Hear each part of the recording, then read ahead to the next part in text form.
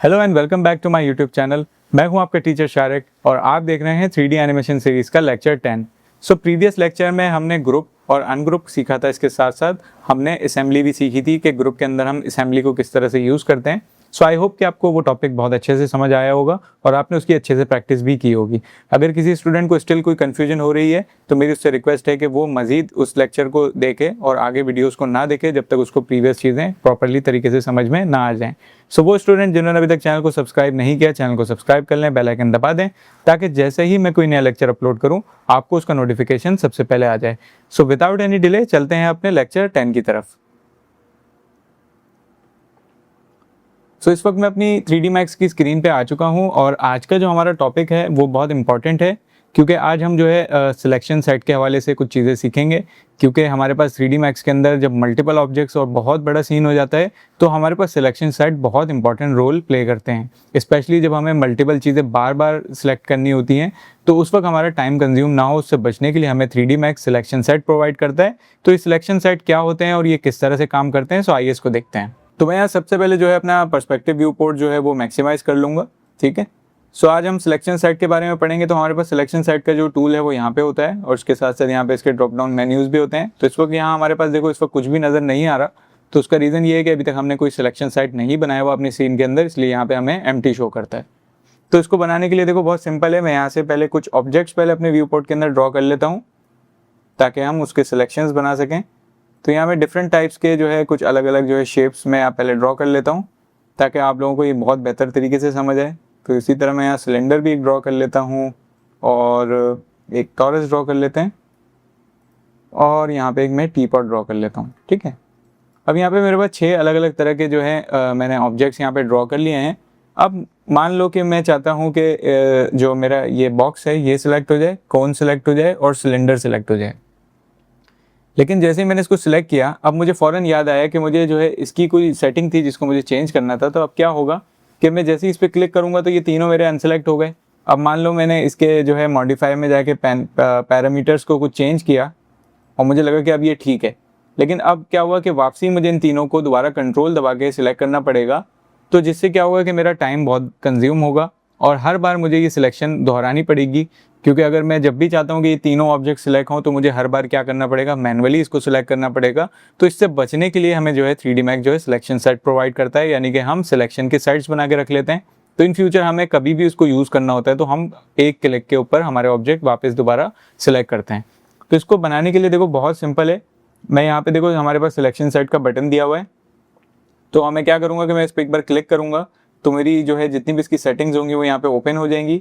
तो इस वक्त देखो हमारे पास यहाँ पे कुछ भी शो नहीं हो रहा। इसका मतलब ये है कि हमारे पास इस वक्त कोई सिलेक्शन सेट मौजूद नहीं है हमारे सीन में। और यहाँ देखो नीचे स्टेटस बार पे बता रहा है कि ये रेडी है काम करने के लिए। तो हम यानी कि अपना सिलेक्शन सेट बना सकते हैं। तो सिलेक्शन सेट बनाने के लिए बहुत ही सिंपल तरीका है। यहाँ से मिसाल के तौर पर मैं एक इस बॉक्स को सिलेक्ट करता हूँ, इसके साथ मैं कोन को सिलेक्ट करता हूँ और मैं सिलेंडर को सिलेक्ट करता हूँ और यहाँ से स्फीयर को सिलेक्ट करता हूँ। तो अब मेरे पास ये 4 ऑब्जेक्ट सिलेक्टेड हैं। यहाँ से मैं देखो सिंपली जाऊँगा क्रिएट न्यू सेट बटन पे, मैं एक बार इस पर क्लिक करूँगा तो एक न्यू सेट बन जाएगा। लेकिन ये मुझसे उस सेट का नाम पूछेगा। तो इसका अगर आप चाहो तो बाय डिफ़ॉल्ट नाम रख सकते हो, अदरवाइज इसका नाम आप कुछ भी रख सकते हो। तो इसमें कोई ऐसी रिस्ट्रिक्शन नहीं है कि इसका नाम आप जो है स्पेसिफिक वे में रखोगे। तो इसका नाम आप अपनी अंडरस्टैंडिंग के लिए यानी कि ऐसा नाम रखो जो आपको बाद में याद रहे। तो मैं इसका नाम यहाँ पे फिलहाल के लिए सेट 1 रख लेता हूँ और सेट 1 रखने के बाद मैं इसको एंटर करूँगा तो मेरा देखो यहाँ पे सेट बन गया। ठीक है, अब क्या हुआ कि जैसे ही मैं देखो यहाँ प्लस बटन आ रहा है, प्लस बटन को जैसे ही मैं क्लिक करूंगा तो इस सेट के अंदर कितने बॉक्सेस थे यहाँ, क्योंकि हमने 4 सिलेक्ट किए हुए थे। तो यहाँ पे देखो बॉक्स 1 आ रहा है, कोन 1 आ रहा है, सिलेंडर आ रहा है और स्फीयर आ रहा है। यानी कि अब देखो अब क्या होगा कि मैं इसको 1 मिनट के लिए क्लोज करता हूँ। अब मैं कहीं पे भी क्लिक करूंगा तो देखो डी सिलेक्ट होगा ये। अब मैं चाहता हूँ कि वापसी ये चारों सिलेक्ट हो जाएं। तो अब हम यहाँ पे जब ड्रॉप डाउन में जाएंगे तो देखो हमारे पास यहाँ पे सेट 1 के नाम से एक ऑलरेडी सेट बन चुका है। तो जैसे ही मैं सेट 1 पे मैं क्लिक करूंगा तो ये चारों ऑब्जेक्ट मेरे वापस दोबारा सिलेक्ट हो जाएंगे। ये बहुत ज़्यादा यूज़फुल टूल है। जब आप आगे चल के काम करना स्टार्ट करोगे तो आपको क्या होगा कि बार बार एक ही जैसी रिपीट प्रोसेस आपको करना पड़ेगा, सिलेक्शन मेथड यूज़ करने पड़ेंगे, ऑब्जेक्ट को सिलेक्ट करना पड़ेगा। तो उस वक्त आपके लिए बहुत ज़्यादा जो है प्रॉब्लमेटिक हो जाएगा अगर आप बार बार एक ही चीज़ को क्लिक कर करके सिलेक्ट करोगे। तो उसके लिए हम यहाँ पे ऑलरेडी हमारे पास 3D Max के अंदर टूल प्रोवाइड किया हुआ है। तो हम सिलेक्शन सेट बनाते हैं तो जिससे हमारा काम बहुत ज़्यादा फास्ट हो जाता है और एफिशिएंट हो जाता है। तो इसके मज़ीद जो है कुछ टूल्स हैं तो वो देख लेते हैं। तो हमारे पास देखो यहाँ पे एक सेट है। ठीक है, अब हमने ये ऑलरेडी बना चुके हैं हम। अब अगर मैं चाहूँ कि इसके अंदर कोई चीज़ ऐड हो जाए या रिमूव हो जाए तो वो भी हम कर सकते हैं, ठीक है। तो वो कैसे करेंगे कि यहाँ से देखो सिंपली मैं एक टॉरस को सिलेक्ट करूंगा, तो जैसे ही मैं सिलेक्ट करूंगा तो देखो मेरे पास यहाँ प्लस और माइनस का जो बटन है एक्टिवेट हो जाएगा। लेकिन उससे पहले मुझे इसको बताना पड़ेगा कि कौन सा सेट है, तो मैं सेट को सिलेक्ट करूंगा और यहाँ से ऑब्जेक्ट को सिलेक्ट करके जैसे ही मैं प्लस बटन पे क्लिक करूंगा तो देखो इस सेट के अंदर अब मेरे पास यहाँ पे टॉरस भी ऐड हो गया है। मतलब ये कि मैं अगर अब यहाँ से सिलेक्शन पे जाके सेट 1 क्लिक करूंगा तो मेरे पास ये चारों ऑब्जेक्ट भी सिलेक्ट होंगे, साथ साथ ये टॉरस भी होगा क्योंकि ये टॉरस के अंदर यहाँ पे सेट में आ गया है। इसी तरह से मैं इस ऑब्जेक्ट को सिलेक्ट करके यहाँ से देखो मैंने इसको सिलेक्ट किया, ठीक है। मैं सेट पे जाऊंगा और सेट पे जाने के बाद जैसे ही मैं माइनस पे क्लिक करूंगा तो मेरे पास देखो यहाँ से टॉरस रिमूव हो जाएगा। तो इस तरह से हम जो है मल्टीपल ऑब्जेक्ट्स को किसी भी सेट के अंदर ऐड कर सकते हैं या रिमूव कर सकते हैं। फिर इसके बाद यहाँ पे देखो हमारे पास सिलेक्ट ऑब्जेक्ट इन सेट है, तो यानी कि मैं अगर इसको सेट पे क्लिक करके यहाँ पे इस पे क्लिक करता हूँ तो इस सेट के अंदर जितने भी ऑब्जेक्ट होंगे मतलब वो यहाँ पे सिलेक्ट हो जाएंगे। जिस तरह से हम यहाँ से ड्रॉप डाउन मेन्यू से सिलेक्ट कर रहे थे इसी तरह से हम यहाँ से भी इसको सिलेक्ट कर सकते हैं, ठीक है। फिर हमारे पास एक मैनुअल तरीका था कि हम यहाँ से ऑब्जेक्ट को क्लिक करके सिलेक्ट करते हैं।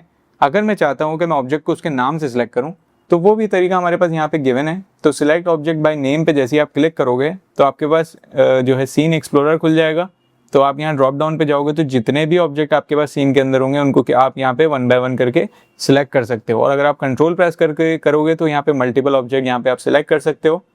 फिर इसी तरह से आपके पास यहाँ पे लास्ट में हाईलाइट सिलेक्ट ऑब्जेक्ट है। तो क्या होगा कि अगर आप सेट 1 पे क्लिक करके बॉक्स 1 पे क्लिक करके इससे हाईलाइट पूछोगे तो ये आपको बताएगा कि बॉक्स इस वक्त कहाँ पे है, ठीक है। इसी तरह से अगर आप कोन पे क्लिक करोगे और यहाँ से सेट 1 पे क्लिक करके हाईलाइट करोगे तो ये आपको ये हाईलाइट करके बता देगा कि ये इस वक्त कहाँ पे रखा हुआ है, ठीक है। तो ये हमारे पास जो है इतना ज़्यादा यूज़ में नहीं आता ये वाला टूल, लेकिन हमारे पास ज़्यादातर जो है यहाँ पे क्रिएट का टूल यूज़ होता है, प्लस माइनस यूज़ होता है और इसी तरह से रिमूव का बटन यूज़ होता है। तो रिमूव का बटन भी सिंपली किसी साइट को डिलीट करने के लिए होता है। अगर मैं यहाँ पे देखो एक न्यू साइट बनाता हूँ उससे पहले मैं यहाँ पे एक अलग न्यू साइट बना रहा हूँ। देखो इन 4 ऑब्जेक्ट का मैं यहाँ से क्लिक कर रहा हूँ तो मेरा ये साइट एक न्यू ड्रॉ हो गया। मैं यहाँ पे सेट 2 लिखूंगा और मैं यहाँ पे बाहर क्लिक कर दूंगा तो मेरे पास यहाँ पे सेट 2 एक नया क्रिएट हो जाएगा। अगर मैं चाहता हूँ कि ये मेरा सेट 2 डिलीट हो जाए तो यहाँ से मैं सिंपली रिमूव पे क्लिक करूँगा उसको सिलेक्ट करके, तो यहाँ से मेरे पास वो साइट डिलीट हो जाएगा। तो ये था ओवरऑल सिलेक्शन के हवाले से। तो ये सिर्फ जो है ऑब्जेक्ट की सिलेक्शन तक लिमिटेड नहीं है, ये आगे जाके बहुत ज़्यादा एडवांस टूल है। स्पेशली जब आप इसको अभी एडिटेबल पॉली जब आप जैसे ही अभी शुरू करेंगे तो आप देखेंगे कि इसको हम पॉलीगॉन सिलेक्शन के लिए भी यूज़ करते हैं। तो ये बहुत अच्छा टूल है। मैं चाहता हूँ कि आप लोग इसकी बहुत अच्छे से प्रैक्टिस करें और इसको अच्छे से लर्न कर लें इससे पहले कि हम एडवांस टॉपिक की तरफ शिफ्ट हो जाएं। तो आगे चल के जब आपको ये चीज़ें क्लियर होंगी तो आपको काम करने में मज़ा भी आएगा और आपका वर्क फ्लो बहुत तेज़ होगा। सो ये था आज का हमारा लेक्चर सिलेक्शन सेट के हवाले से। सो आई होप कि अब आपको बहुत अच्छे से समझ आ गया होगा कि हम अपने 3D Max के अंदर सिलेक्शन किस तरह से बनाते हैं मल्टीपल ऑब्जेक्ट्स की और उसको बाद में रीयूज़ करने के लिए हम उसको सिलेक्शन सेट के ज़रिए से सिलेक्ट करते हैं। सो ये बहुत इंपॉर्टेंट टॉपिक था और मैं चाहता हूँ कि अब आप इसकी अच्छे से प्रैक्टिस करें और इसको बहुत अच्छे से सीखें ताकि आपको इसके कॉन्सेप्ट क्लियर हो जाएं, क्योंकि आगे चल के इसका काफ़ी ज़्यादा यूज़ आने वाला है। तो उस वक्त आपको प्रॉब्लम ना हो, उससे बचने के लिए आप इसको अभी बहुत अच्छे से सीखें। सो आज के लिए इतना ही था, मिलता हूँ आपसे अगले लेक्चर में। तब तक के लिए अपना ख्याल रखें। अल्लाह हाफिज़।